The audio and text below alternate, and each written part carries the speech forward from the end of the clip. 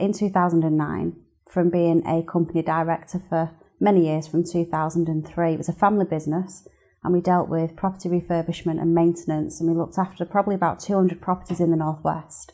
My parents set the company up in 1990, and we always traded really well. We had customers from banks to building societies to landlords, solicitors and letting agents and private landlords as well. Trade was really, really good. We always had work in the diary. We didn't advertise. All our work was through recommendation and word of mouth, which was really good for us as a small family business.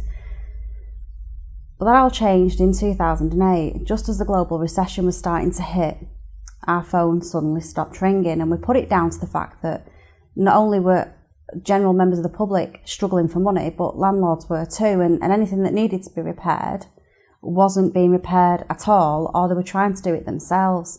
So what we did following the reduction was to try and come up with ways to resource work, invite new clients to come and use our services, and obviously assess the business as a whole. Ultimately, we ended up putting an injection of cash in from our own savings account just to give the company a little bit of a helping hand in paying trade creditors and revenue and customs. That sort of alleviated the pressure, to be fair, but not for very long.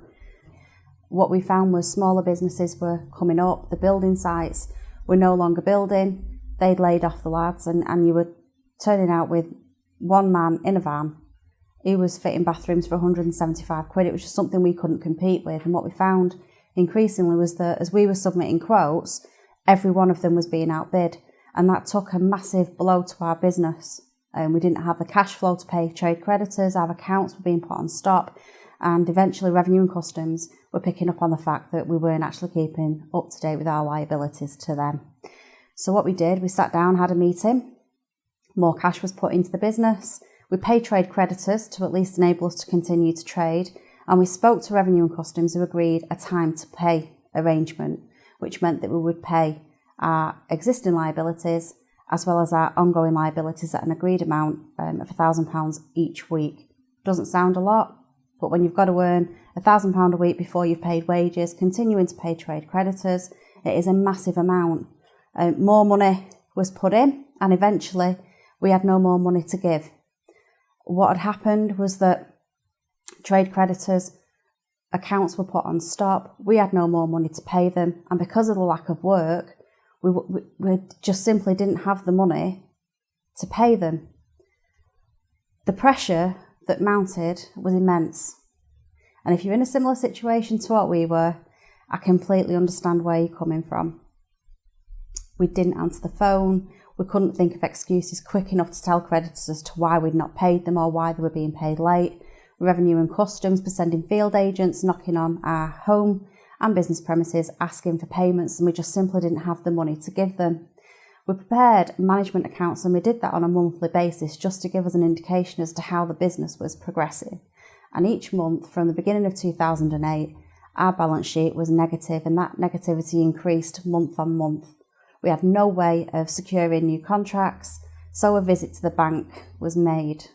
Our bank manager, unfortunately, had said we'd maxed out our overdraft limit, and on the basis there was no sign of any new work coming through to the business, was not inclined to increase our overdraft limit. So in effect, the business had come to a complete standstill. We had no money to pay for supplies to complete even the smallest of jobs. So we spoke to our accountant, who recommended we speak to an insolvency practitioner, and if I'm honest, at that time I didn't have a clue what an insolvency practitioner was. She explained to me that an insolvency practitioner will come and assess the business, will look at the finances and the accounts, and give an indication as to whether the business is still viable or not. We'd actually left it too late. The only option left for us, unless we was willing to put an extra £100,000 in, which we simply didn't have, was to cease trading and to place the company into voluntary liquidation.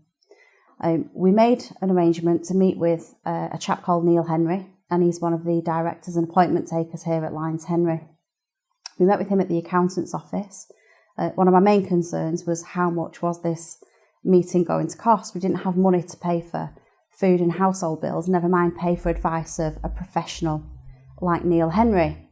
The bonus for us was that the initial meeting was free and it came with no obligation. So if we didn't want to proceed with Lyons Henry, or we didn't want to proceed with the advice that they'd given to us, we didn't need to do that. We just simply walked away and we went our separate ways. And that's exactly what I did. We moved away from the accountants. We continued with small jobs that we could do until it got to the point where there was just no money. We'd had no money to live. Trade accounts were put on stop again because we didn't have any money to pay them. Credit cards were maxed out. And Revenue and Customs again came knocking on the door. And if I'm honest, I've never felt pressure like it. I couldn't sleep. I wasn't eating properly. And I became very, very irritable and generally not a nice person to be around. Picking up the phone to Neil and telling him that we were going to cease trading and put the company into liquidation was probably the single most difficult telephone call I've ever made. And if I'm honest, it took 3 attempts without crying to give him our instructions to cease trading and to put our company into voluntary liquidation. Once I'd managed to get the instructions out to him, he came back to our trading premises. We signed the relevant paperwork and within an hour, it was done and dusted. Creditors' meetings were convened, and the best part of it all really was that the next time the phone rang, I could answer it and say, you need to speak to Lyons Henry, they're now dealing with it.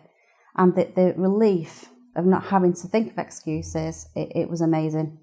If you're in a position where you're throwing money at your company and there's no real sign of you actually recovering that investment, then that's probably the time to seek advice. It doesn't cost you anything. The meeting is held to your convenience and it helps put things into perspective. You don't have to follow the advice. It comes with no obligation. But I promise you, if you give Lyons Henry a call, you'll feel miles better. The earlier you call, the more options are available to you. Don't leave it too late like we did. Letting go of a company that you've nurtured for almost 19 years is very difficult and it is a life-changing event. But seek advice early. Get the advice and guidance you need and it will help you move forward with your life.